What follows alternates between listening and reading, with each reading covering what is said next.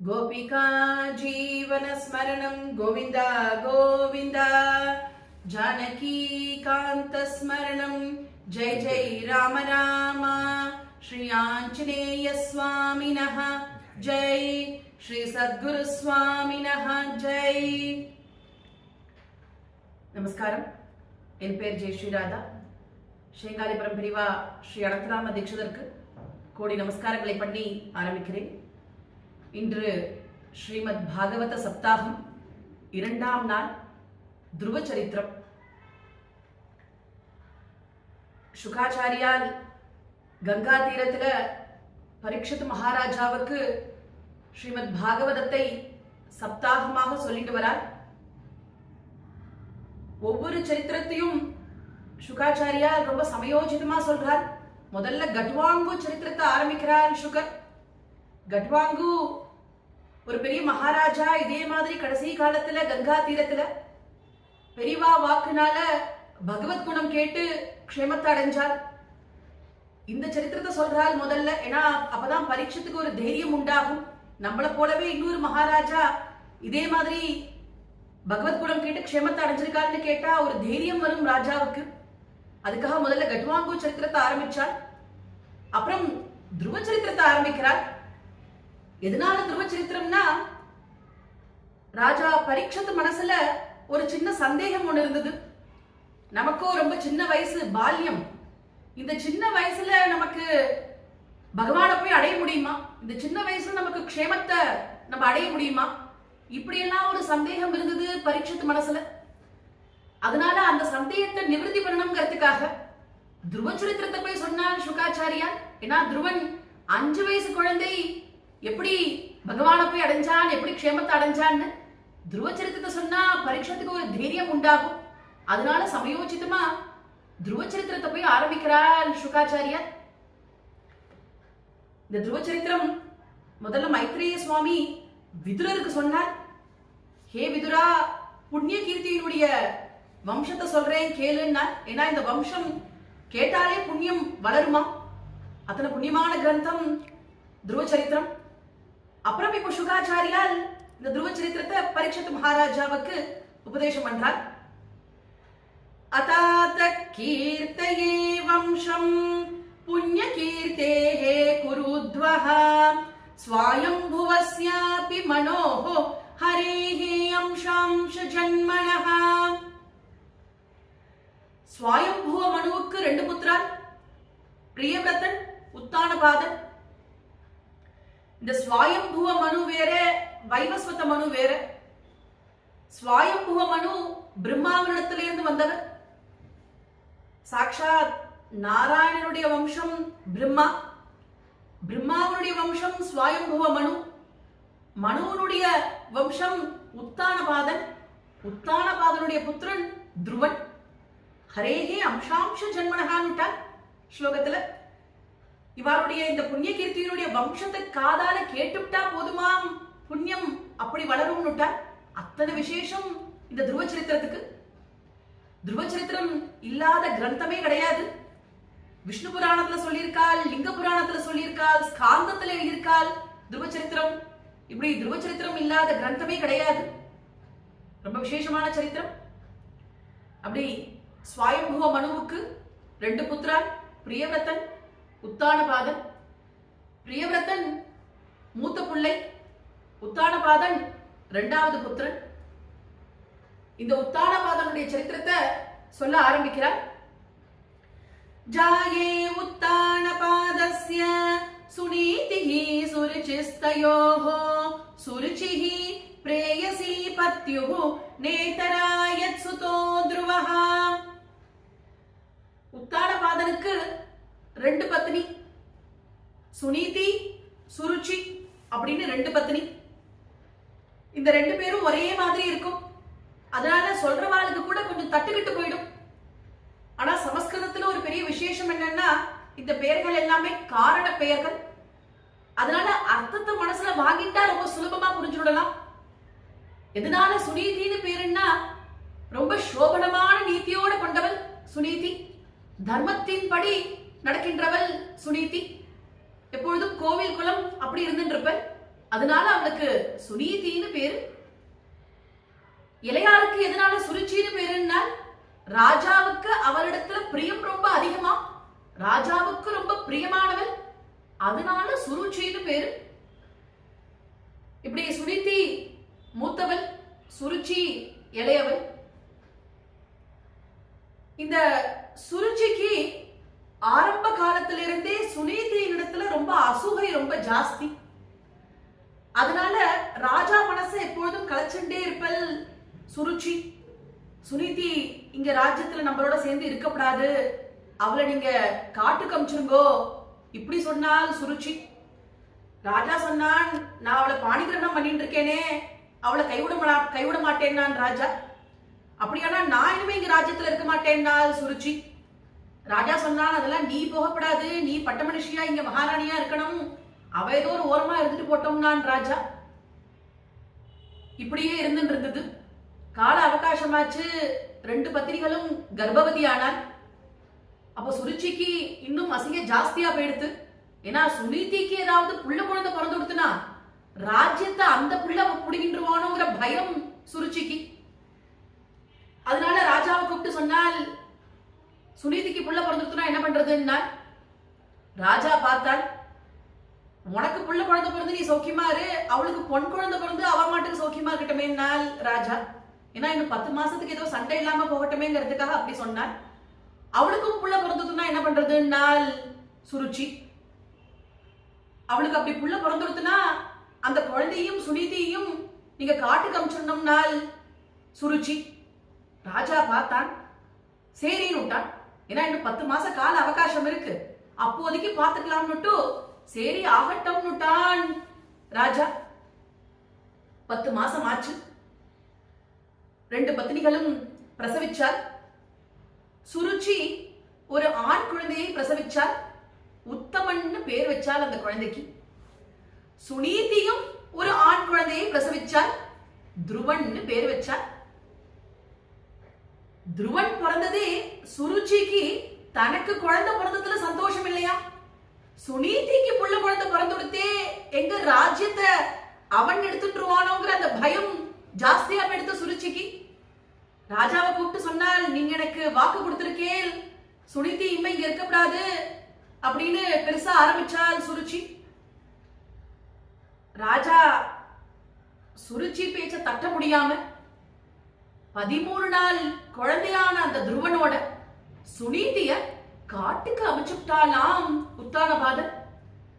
சுனிதி ராஜாவால் கைவிடப்பட்டு 13 நாள் குழந்தையான துருவனை தூக்கிக்கிண்டு காட்டுக்கு அனாதையா ஓடி வந்தானாம்.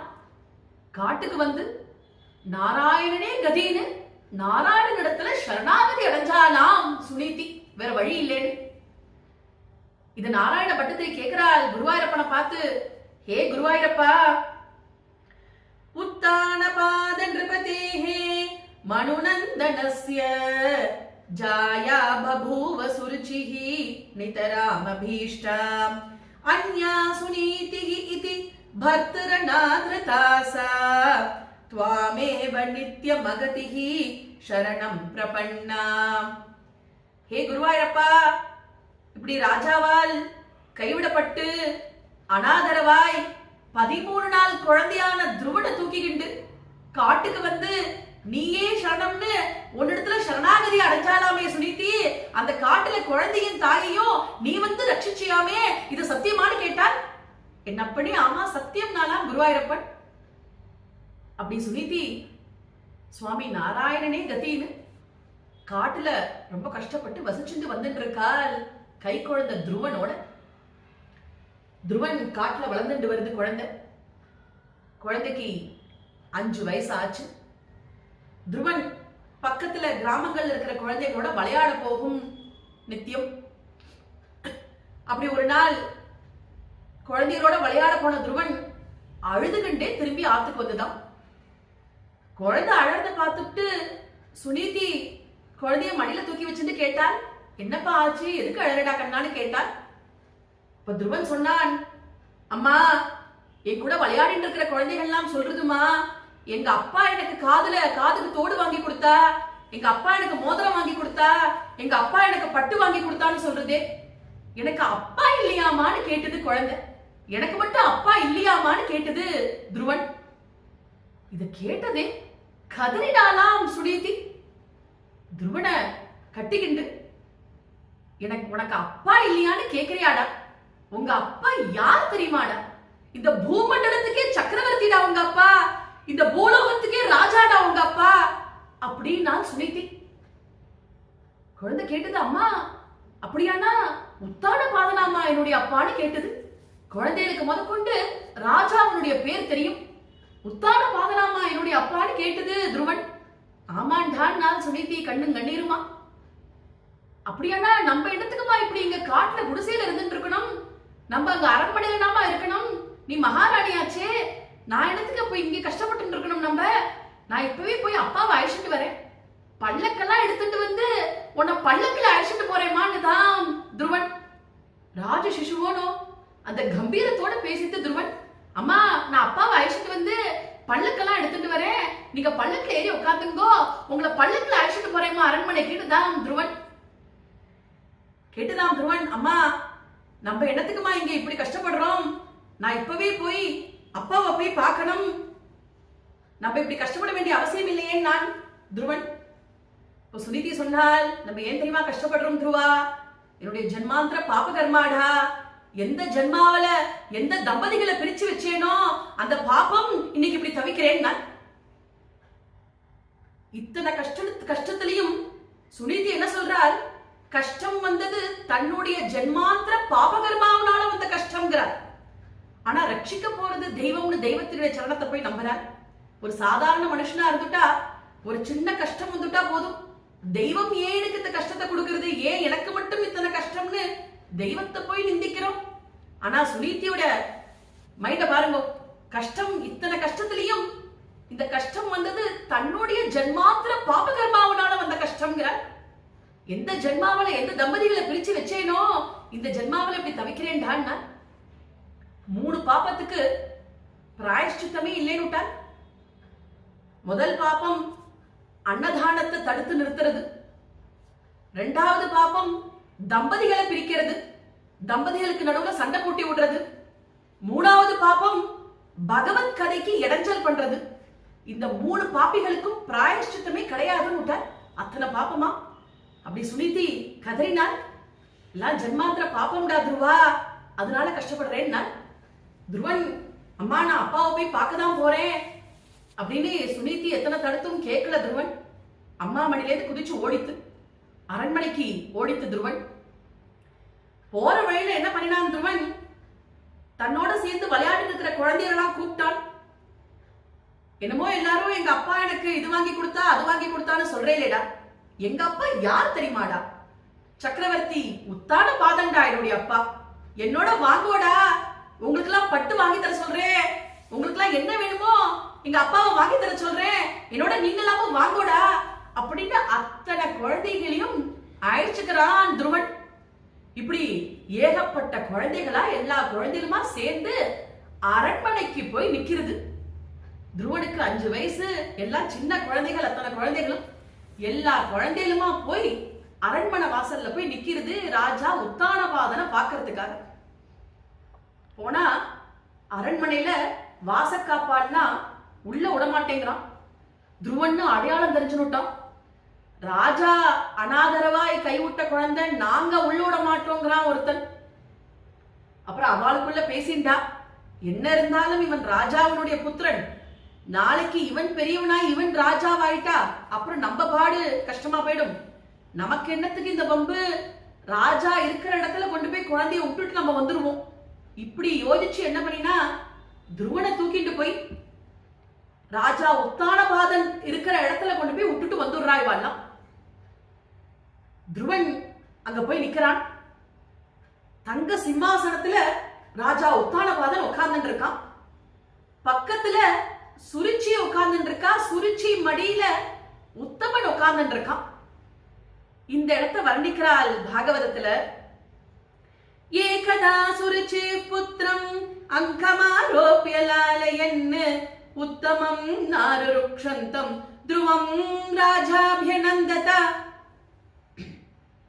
சுருச்சி மடியில உட்கார்ந்து இருக்கிற அந்த உத்தமனை ராஜா தன் மடியில உட்காத்தி வச்சுக்கிறதுக்காக தூக்குறானா. உத்தமன் வரமாட்டேங்கிறது குழந்தை. வரமாட்டேன்னு சொல்ற குழந்தைய வலுக்கட்டாயமா தூக்கி தன் மடியில உட்காத்தி வச்சுட்டு அப்படியே ஆலிங்கனம் பண்ணிக்கிறானா உத்தானபாதன். இத பார்த்துட்டு இருக்கு குழந்தை துருவன். இத பார்த்ததே துருவனுக்கு என்ன தோணி போச்சு, தானும் இதே மாதிரி அப்பா மடியில போய் உட்கார்ந்துக்கணும் அப்படின்னு தோணி போயிடுத்து துருவனுக்கு. உடனே துருவன் வேகமா மாடிப்படி ஏற ஆரம்பிச்சானா உத்தானபாதனை நோக்கி. துருவன் வேகமா வரத பார்த்துட்டா சுருச்சிக்கும் அடையாளம் தெரிஞ்சு போயிடுத்து இது துருவன். குழந்தை துருவன் மாடிப்படி ஏறி உத்தானபாதன் மடியில உட்கார்றதுக்காக போறது குழந்தை. உத்தானபாதனுக்கு தன் புத்திரன்னு தெரியும். ரத்த பாசமோன்னு அப்படியே ரத்த பாசம் துடிக்கிறது ராஜாவுக்கு. குழந்தைய தூக்கிக்கணும் போல இருக்கு. இருந்தாலும் சுருச்சியின் இடத்துல இருக்கிற பயம் அவனால குழந்தைய தூக்கிக்க முடியல. அது மட்டுமல்ல, என்ன பண்றான் ராஜா, கைய இப்படி மறைக்கிறானா. துருவன மடியில ஏற விடாம கைய வேற இப்படி மறைக்கிறானா ராஜா. குழந்தை புரிஞ்சு கொடுத்து அப்பா கைய தள்ளிட்டு மடியில ஏறி உட்கார்ந்துக்க முயற்சி பண்ணித்தான் துருவன். இப்படி கைய தள்ளிட்டு மடியில ஏறி உட்கார்றதுக்கு முயற்சி பண்றத பார்த்துட்டால் சுருச்சி. தடுத்தால் குழந்தைய. ஹே துருவான்னு கூப்பிட்டால். என்னமானது, நீ அப்பா மடி ஏறப்படாதுன்னா ஏமானது? எங்க அப்பா தானேமா, எங்க அப்பா மடியில உட்கார்ந்துக்கிறதுக்கு எனக்கு உரிமை இல்லையா அப்படின்னு கேட்டது துருவன். உனக்கு அந்த அதிகாரம் கிடையாதுன்னால் சுருச்சி. உனக்கு அந்த அதிகாரம் கிடையாது. என் வயித்துல பிறந்த என் பிள்ளை உத்தமனுக்கு மட்டும்தான் அப்பா மடி அதிகாரம் இருக்கு. உனக்கு அந்த அதிகாரம் கிடையாது துருவானால் சுருச்சி. துருவன் கேட்டான் சுருச்சியை பார்த்து, அம்மா எங்க அப்பா மடியில நான் உட்கார்ந்துக்கணும்னா அதுக்கு நான் என்ன பண்ணணும் சொல்லுங்கன்னு கேட்டது துருவன். அப்போ சுருச்சி ரொம்ப ஆணவத்தோட அகங்காரத்தோட பதில் சொன்னாலாம். ஏன்னா ராஜா தன் கையில இருக்கான், ராஜ்யம் முழுக்க தன் கையில இருக்கு அப்படிங்கிற அந்த ஆணவத்தோட பேசினால் சுருச்சி. கடைசியில இவளோட வம்சம் ஒண்ணுமே இல்லாம போயிட போறது. துருவ வம்சம் தான் சாஸ்வதமா இருக்க போறது. சுவாமி அப்படி பண்ணிவிட்டார். ஆனா இன்னைக்கு என்னமோ ராஜ்யம் முழுக்க தன் கையில இருக்குங்கிற அந்த அகம்பாவத்தினால ஒரு பதில சொன்னால் சுருச்சி. என்ன சொன்னால், தபசாராத்ய புருஷம் தஸ்யைவானுக்ரஹேன மே கர்ப்பே த்வம் சாத்யாத்மானம் யதீச்சதி நிருபாசனம். துருவா, நீ அப்பா மடியில உட்காரணும்னா என்ன பண்ணணும் தெரியுமா? காட்டுக்கு போகணும், தபஸ் பண்ணணும். தபஸ் பண்ணினா பகவான் வருவான், என்ன வரம் வேணும்னு கேப்பா. அப்படி என்ன கேட்கணும் தெரியுமா? நான் சுருச்சி வயித்துல போய் கர்ப்பவாசம் பண்ணி சுருச்சிக்கு நான் பிள்ளையா பிறக்கணும் நீ கேட்கணும். என் வயித்துல வந்து கர்ப்பவாசம் பண்ணி எனக்கு பிள்ளையா பிறந்து அதுக்கப்புறம் தான் நீ அப்பா மடி ஏற முடியும் நாள் சுருச்சி. இந்த இடத்துல சுகாச்சாரியால் ரொம்ப வருத்தப்பட்டாலாம். ஏன்னா தபஸ் பண்றதே இனிமே கர்ப்பவாசம் முட்டு போகணும்ங்கிறதுக்காக, இந்த ஜென்ம சம்சார பந்தனம் தொலையணும், இனிமே ஜென்மா வந்துடப்படாதுங்கிறதுக்காக தபஸ் பண்றாள். பகவானை போய் அடைவதற்காக பண்ணக்கூடிய தபஸ். சுருச்சி என்ன சொல்றாள், தபச பண்ணி திரும்ப கர்ப்பவாசம் வேணும்னு கேளுங்கிறாள். இந்த அசலுக்கு இப்படி எல்லாம் தோன்றது பாத்தியான்னு சுகாச்சாரியால் ரொம்ப வருத்தப்பட்டாலாம். அப்படி அத்தனை ஆணவத்தோட சொன்னால் சுருச்சி. தபசாராத்ய புருஷம் தஸ்யைவானுக்ரஹேன மே கர்ப்பே த்வம் சாத்யாத்மானம் யதீச்சதி நிருபாசனம். இப்படி என் வயித்துல வந்து நீ பிள்ளையா பிறந்தாதான் உனக்கு அப்பா மடி அதிகாரம் இருக்கு, இல்லைன்னா உனக்கு அப்பா மடி அதிகாரம் இல்லைன்னுட்டாலாம். அது மட்டுமல்ல, என்ன பண்ணினா சுருச்சி, குழந்தை கைய புடிச்சு தரத்தரன்னு இழுத்து குழந்தைய மாடியிலிருந்து அப்படியே தள்ளி விட்டுட்டாலாம். குழந்தை துருவன் மாடிப்படியெல்லாம் அப்படியே உருண்டு கீழே வந்து விழுந்துதான். உடம்பு முழுக்க ஒரே ரத்த காயம். கூட இருந்த குழந்தைகள்லாம் சுருச்சி பேசின பேச்ச கேட்டு, சுருச்சி பண்ணின அந்த காரியத்தை பார்த்து நடுநடுக்கி போய் எல்லா குழந்தைகளும் அழ ஆரம்பிச்சு கொடுத்தான். ஆனா துருவன் அழலேன்னு விட்டார். எல்லா குழந்தைகளும் பயந்து போய் காட்டுக்கு ஓடி போயிடுத்து. துருவனும் ஓடினான் காட்டுக்கு. சுனீதிய பார்த்ததே அழுதுதான் துருவன். ஏன்னா அம்மா ஓணும். சுனீதிய பார்த்ததே ஓன்னு அழுதான் துருவன். குழந்தை அழுதுகிட்டு வரத பார்த்ததே சுனீதிக்கு ஒரே பரபரப்பா போயிடுத்து. பார்த்தா குழந்தைக்கு உடம்பு முழுக்க ஒரே ரத்த காயம். துடி துடிச்சு போயிட்டாள் சுனீதி. குழந்தைய தூக்கி மடியில உட்காத்தி வச்சிருந்தாள். முதல்ல ரத்தத்தெல்லாம் தொடச்சாள் சுனீதி. என்னப்பா ஆச்சுன்னு கேட்டாள். கூட வந்த குழந்தைகள்லாம் நடந்த விஷயத்தெல்லாம் சொல்லித்து, இப்படி துருவனை அப்பா மடியிலிருந்து தள்ளி விட்டுட்டாமா, என் வயத்துல பிறந்தாதான் நீ அப்பா மடி ஏறலாம், இல்லாம போனா உனக்கு அப்பா மடி கிடையாதுன்னு விட்டா அப்படின்னு கூட வந்த குழந்தைகள்லாம் அழுதுகிட்டே சொல்லித்து கண்ணு கண்ணீருமா. சுனீதி ரொம்ப வருத்தப்பட்டாலாம். இத்தனை துர்பாகியசாலியா நான், என் வயத்துல பிறந்த அந்த பாவத்துக்காக என் குழந்தைக்கு அப்பாமடி அதிகாரம் கூட கிடையாதா அப்படின்னு ரொம்ப துடி துடிச்சு போனாலாம் சுனீதி. துருவன் உடம்புல இருந்த அந்த ரத்த காயத்தை விட சுருச்சி சொன்ன அந்த சொற்களை நினைச்சு நினைச்சு கதறினாலாம் சுனீதி. நிஷம்ய தத் பௌர முகானி தாந்தம் சாவிவ்யதே யத் கதிதம் சபத்ன்யாம் வாக்கியம் சபத்ன்யாஹ ஸ்மரதி சரோஜ ஸ்ரீயா திருஷா பாஷ்ப கலாமுவாஹ. அப்படி சுருச்சி சொன்ன சொற்களை நினைச்சு நினைச்சு கதறினாலாம் சுனீதி. ஏன்னா இது பரியந்தம் சுனீதிக்கு ஒரு சின்ன ஒரு நூலளவுக்கு ஒரு நம்பிக்கை ஒன்று இருந்தது. என்ன இருந்தாலும் நாளைக்கு துருவன் பெரியவனா ஆனதுக்கு அப்புறம் ராஜா கூப்பிட்டுப்பான்னு ஒரு நம்பிக்கை இருந்தது சுனீதிக்கு.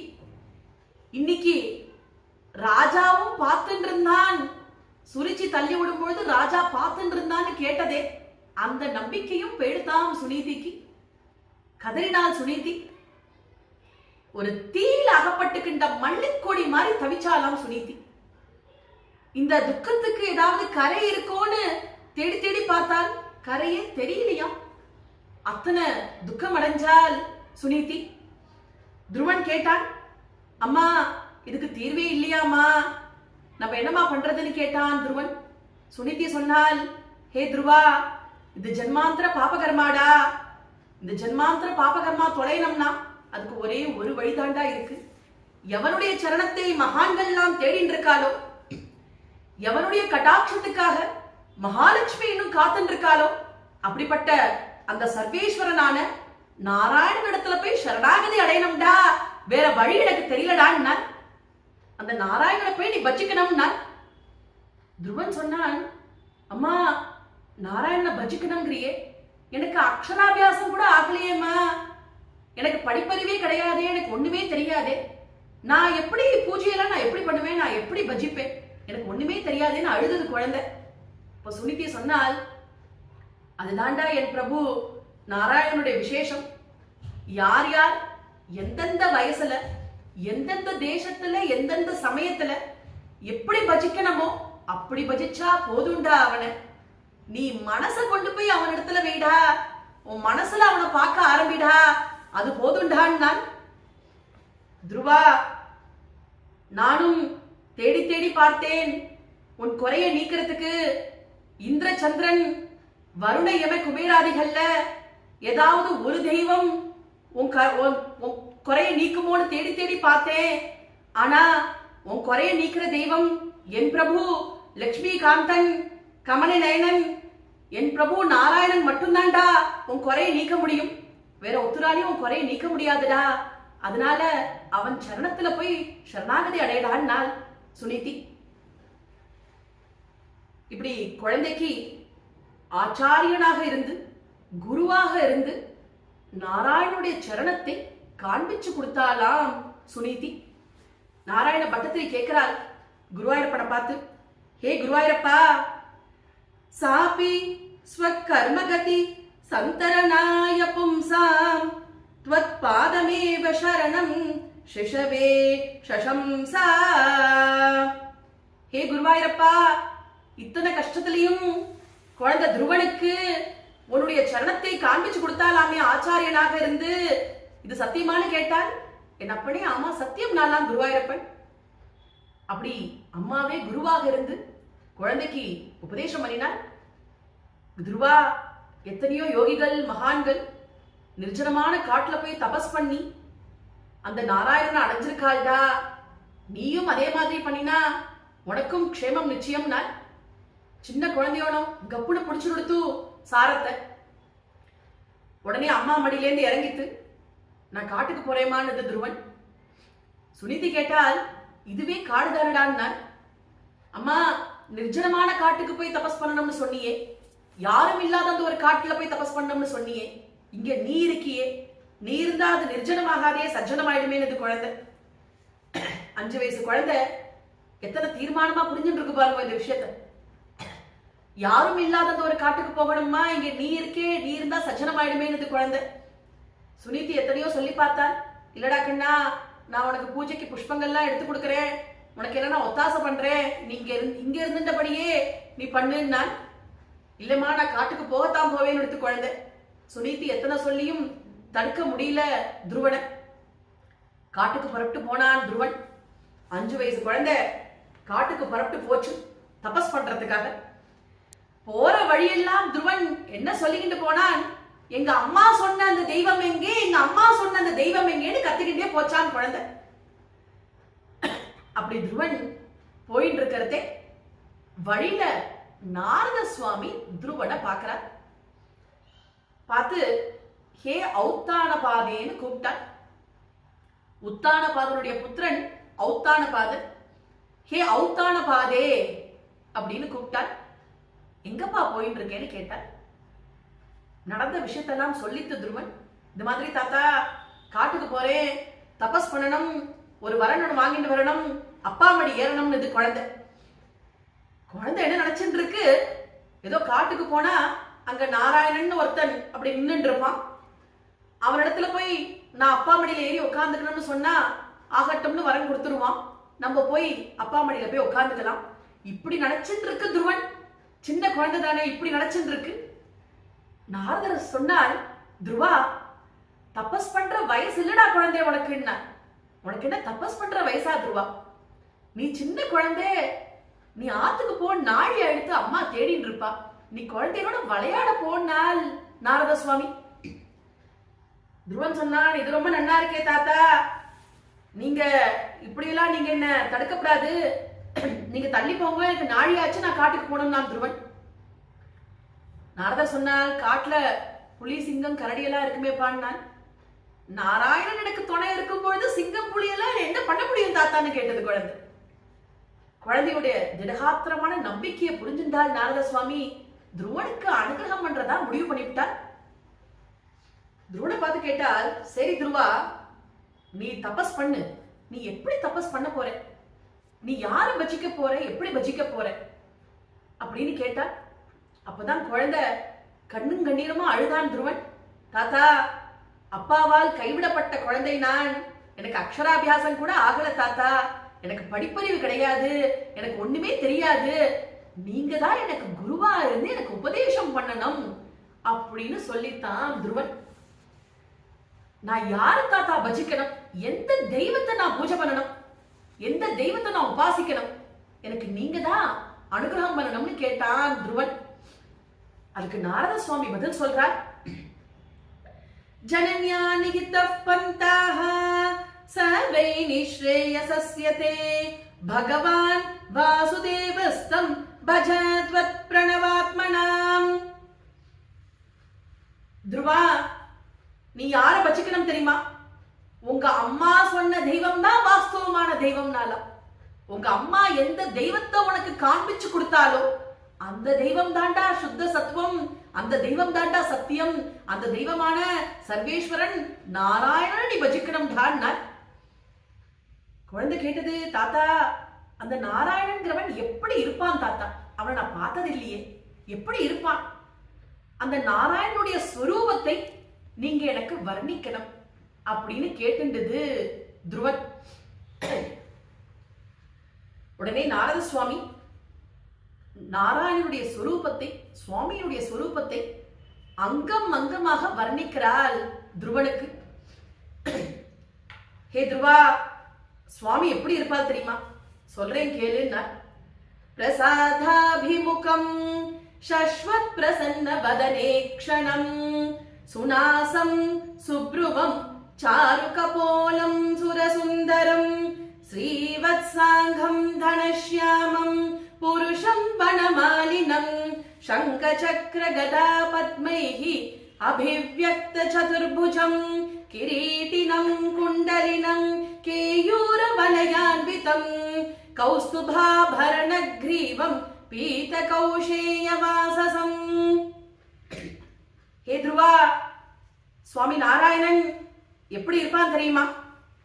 எப்பொழுதும் பக்தாளுக்கு அனுகிரகம் பண்ணிட்டு இருக்கிற மங்கள கட்டாட்சம், தாமரை போன்ற கண்கள், உன்னதமான நாசிகை, சிவந்த அதரம், நல கண்ணாடி போன்ற கண்ணங்கள், மகர குண்டலங்கள், சங்கம் போன்ற கழுத்து, விஸ்திருதமான மார்பு, சதுர்புஜம், சங்கம், சக்கரம், கதை, பத்மம், வனமாலை, கௌஸ்துபம், முக்தாஹாரம், ஸ்வர்ண காஞ்சி, ஸ்ரீவத்சங்கிரமரு, மார்புல மகாலட்சுமி, பட்டு பிதாம்பரம், திவ்ய அங்குலியகம், ரத்ன கங்கணம், திவ்ய சரணம், கல்யாண காத்திரம், இப்படி இருப்பாண்டான்னு உபதேசம் பண்ணினால் நாரத சுவாமி துருவனுக்கு.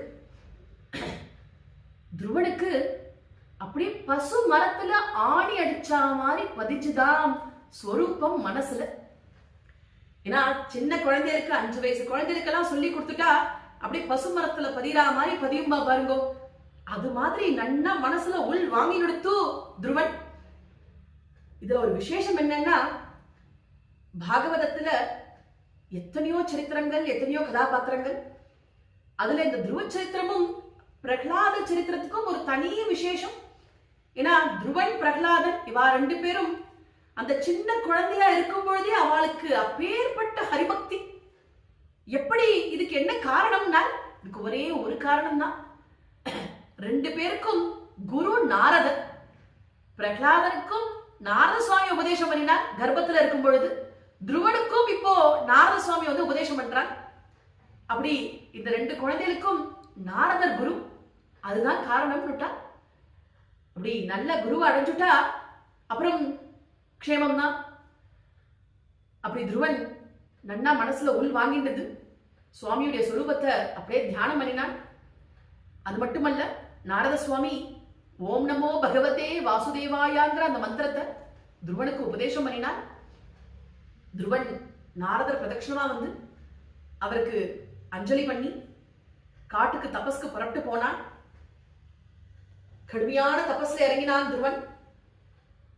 முதல் மாசம் 3 நாளைக்கு ஒரு தடவை தான் ஆகாரம்.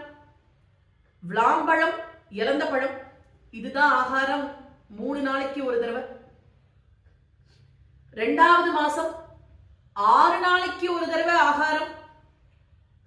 சிறகு, இலை, புல்லு இதெல்லாம் தான் ஆகாரம் 6 நாளைக்கு ஒரு தடவை. 3வது மாசம் 9 நாளைக்கு ஒரு தடவை வெறும் தீர்த்தம் தான் ஆகாரம். 4வது மாசம் 12 நாளைக்கு ஒரு தடவை வெறும் காத்து தான் ஆகாரம். 5வது மாசம் துருவன் காத்து அப்படியே உள்ள இழுத்தான், ஸ்வரூபத்தை அப்படியே உள்ள அடக்கினான். கடுமையான தபஸ்ல இறங்கிட்டான். 5வது மாசம் கொஞ்சம் கொஞ்சமா ஸ்வரூபம் உள்ள தெரிய ஆரம்பிச்சுடுத்து. துருவனுக்கு ஷரீரம் மறக்க ஆரம்பிச்சுடுத்து. 6வது மாசம் ஷரீரம் மறந்து போச்சு துருவனுக்கு. உள்ள ஸ்வரூபம் முழுக்க அப்படியே தெரிய ஆரம்பிச்சுடுத்து. ஸ்வரூபத்தை உள்ள பார்க்க ஆரம்பிச்சுட்டான். ஷரீரம் மறந்து போச்சு துருவனுக்கு. கண், காது, மூக்கு, வாய், கை, கால் எல்லாம் அப்படியே உறைஞ்சு போயிடுத்தான். லயம்ங்கிற அந்த நிலையை அடைஞ்சுட்டான் துருவன். ஸ்வரூபத்தோடு போய் அப்படியே கலந்துட்டான் துருவன். இந்த இடத்துல ஒரு பெரிய விசேஷம் என்னன்னா, துருவன் தபஸ் பண்ணிட்டு இருக்கும் பொழுது சிங்கம், புலி, கரடி எல்லாம் வந்து துருவனை என் குழந்தை என் குழந்தைங்கிறதான். சிங்கம் என்ன நினைச்சு கொடுத்து, தன் குழந்தை நினைச்சு கொடுத்து துருவனை. யானை என் குழந்தைங்கிறது. மிருகங்களுக்குள்ள சண்டை வந்துடுத்து. ஏன்னா இவன் ஆத்மஸ்வரூபத்தோட உள்ள கலந்துட்டான். அதனால எல்லா ஜீவராசிகளும் துருவனை தன்னுடையவன் தன்னுடையவன் அப்படி பார்க்க ஆரம்பிச்சுடுத்தான். எல்லாம் அப்படி மர்ஜ் பண்ணிட்டான் அந்த ஃப்ரீக்வன்சியை. அப்படி 6வது மாசம் சரீரம் மறந்து போய் உள்ள ஸ்வரூபத்தை அப்படியே பார்த்துட்டு இருக்கான். கடுமையான தபஸ்ல இருக்கான் துருவன். அந்த தபசனுடைய ஜுவாலை லோகம் முழுக்க அப்படி எரிக்க ஆரம்பிச்சுதான். பூமாதேவி நடுங்கினார், தேவர்கள்லாம் நடுங்கினார். இப்படி குழந்தை கடுமையான தபஸ்ல இருக்கானேன்னு சுவாமியை போய் பிரார்த்தனை பண்ணினார். இப்படி துருவன் கடுமையான தபஸ்ல இருக்கா, நீங்க உடனே பிரத்யட்சமாகணும்னால் தேவர்கள்லாம் உடனே சுவாமி தட்சணம் கருடாதி ரூடராய் அங்க பிரத்யட்சமா வந்தால். துருவனை பார்த்து, துருவா நான் வந்திருக்கேன், கண்ணை துறையினால் சுவாமி. துருவன் கண்ணை துறக்கல. ஏன்னா ஸ்வரூபத்தை உள்ள பார்த்துட்டு இருக்கான், அவனுக்கு சரீரம் மறந்து போச்சு. சுவாமி வந்து துருவான்னு கூப்பிடுறது அவன் காதுல விழல. எத்தனையோ கூப்பிட்டு பார்த்தால் சுவாமி, துருவன் கண்ணை துறக்கல. உடனே என்ன பண்ணினார் சுவாமி, மாயையினால உள்ளுக்குள்ள தெரிஞ்சிட்டு இருக்கிற அந்த ஸ்வரூபத்தை லேசா மறைச்சாலாம். அப்படி மறைச்சதே என்ன ஆச்சு, தூங்கிட்டு இருக்கிறவன் கையிலேருந்து எதையாவது பிடிங்கினா வடுக்குன்னு அப்படியே தூக்கி வாரி போட்டு எழுந்துப்பான் பாருங்க. அது மாதிரி தூக்கி வாரி போட்டு கண்ணை திறந்து பார்த்தானாம் துருவன். உள்ளுக்குள்ள ஸ்வரூபம் மறைஞ்சதே கண்ணை திறந்து பார்க்கறான் துருவன். பார்த்தா உள்ளுக்குள்ள எந்த ஸ்வரூபத்தை பார்த்துட்டு இருந்தானோ அதே ஸ்வரூபத்தோட வந்து நிக்கிறார் சுவாமி. நாரதர் எப்படி உபதேசம் பண்ணினாலும் அதே ஸ்வரூபத்தோட, அதே திவ்யமங்கல ஸ்வரூபத்தோட வந்து நிக்கிறாளாம் சுவாமி. துருவன் சுவாமிக்கு அஞ்சலி பண்ணி நமஸ்காரம் பண்ணினான். நாராயணன் துருவனை தூக்கி தன் மடியில உட்கார்த்தி வச்சிருந்தாள் சுவாமி. தன்னுடைய பாஞ்சஜன்யம்ங்கிற உயர்ந்த சங்கத்தினால துருவனுடைய கண்ணத்தை அப்படியே தடவி கொடுத்தார். அதுக்கப்புறம் தான் உறைஞ்சு போன அந்த இந்திரியங்களுக்கெல்லாம் உயிர் வந்துதான். துருவன், ஆஹா, இப்படி என்னுடைய கண், காது, கை, கால் எல்லாம் அப்படியே உறைஞ்சு கிடந்ததே, இன்னைக்கு உங்களுடைய ஸ்பர்ஷம் பட்டு எனக்கு உயிர் வந்திருக்கே அப்படின்னு சுவாமிய ஆயிரக்கணக்கான ஸ்தோத்திரங்களால சுத்தி பண்றான் துருவன். சுவாமி துருவன் பகுநாள் ராஜ்யபரிபாலனம் பண்ணணும்னு அனுகிரகம் பண்ணா. அதுக்குள்ள அங்க என்ன ஆச்சு, நாரத சுவாமி அங்க உத்தானபாதனை பார்க்கறதுக்காக போயிட்டு இருக்கான். இங்க துருவன் சுவாமியோட இருக்கான், அங்க நாரதர் உத்தானபாதனை பார்க்கறதுக்காக போயிட்டு இருக்கார். உத்தானபாதன் நாரதர் வந்ததே ஓடி வந்து நமஸ்காரம் பண்றார். நாரதர் உத்தானபாதனை பார்த்து கேட்கிறார், உத்தானபாதா, உன் முகத்துல ஏதோ பிரகாசம் கொஞ்சம் குறைஞ்சிருக்கே, தேஜஸ் மங்கி இருக்கே உன் முகத்துல, தர்மம் அழிஞ்சு போயிடுத்தோ உன் ராஜ்யத்துலன்னு கேட்டால். சத்தியம் தர்மம் எல்லாம் ஒரு ராஜ்யத்துல குறைஞ்சு போயிடுத்தோன்னு கேட்டாள் நாரதர். அப்பதான் உத்தானபாதனுக்கு தாம் பண்ணின அந்த நீச்ச காரியம் அப்பதான் அவனுக்கு அப்படியே மனசை போட்டு உறுத்துருது. ஓடி வந்து நாரத சரணத்துல விழுந்து அழுதாள். நான் பெரிய தப்பு பண்ணிவிட்டேன், ஒரு பெரிய நீச்ச காரியத்தை பண்ணிவிட்டேன், ஒரு மனுஷன் வாழ்க்கையில பண்ணக்கூடாத ஒரு பெரிய தப்பை நான் பண்ணிவிட்டேன், பாணி கிரகணம் பண்ணிட்ட பத்னியை கைவிட்டேன், குழந்தை துருவனை கைவிட்டேன், இப்படி நான் பெரிய தப்பு பண்ணிவிட்டேன், நீங்க என்ன மன்னிக்கணும்னு நாரத சரணத்துல விழுந்து நமஸ்காரம் பண்றான் உத்தானபாதன். நாரதர் துருவனை தான் பார்த்ததெல்லாம் சொல்லி, துருவனுடைய தபச பத்தி சொல்லி, சுவாமி பிரத்யட்சமானதெல்லாம் சொல்றார். உத்தானபாதன் உடனே பூர்ண கும்ப கலசத்தோட தங்க குடத்துல கலசத்தை எடுத்துக்கிண்டு பெரிவாள் மந்திரி எல்லாரையும் ஆய்ச்சிக்கிண்டு துருவனை வரவேற்கிறதுக்காக வந்துட்டு இருக்கார். இங்க துருவன் சுவாமிய ஸ்தோத்திரம் பண்றார். நாராயண பட்டத்ரி 2வது தசகம் முதல் ஸ்லோகம் சுவாமியை வர்ணிக்கிறார். நாரதர் சுவாமியை எப்படி வர்ணிச்சாலோ அதே மாதிரி பட்டத்ரி ஒரு வர்ணனை கொடுக்கிறார். சூரிய ஸ்பர்தி கிரீட்டம் ஊர்த்வதிலக ப்ரோத்பாசி பாலாந்தரம் காருண்யாகுல நேத்ர மார்த்ர ஹசிதோல்லாசம் சுனாசாபுடம் கண்டோத்யன்மகராபகுண்டலயுகம் கண்டோஜ்வல கௌஸ்துபம் त्वद्रूपं वनमाल्यहारपटल श्रीवत्स दीप्रं भजे. இப்படி நாரதர் சுவாமியை எப்படி வர்ணிச்சாலோ அதே மாதிரி ஒரு வர்ணனை நாராயண பட்டத்திரி கொடுக்கிறார். இப்படி இந்த திவ்யமங்கல ஸ்வரூபத்தை துருவன் தர்சனம் பண்ணி சுவாமிக்கு நமஸ்காரம் பண்ணினான். காட்டிலேருந்து திரும்பி வந்தான்.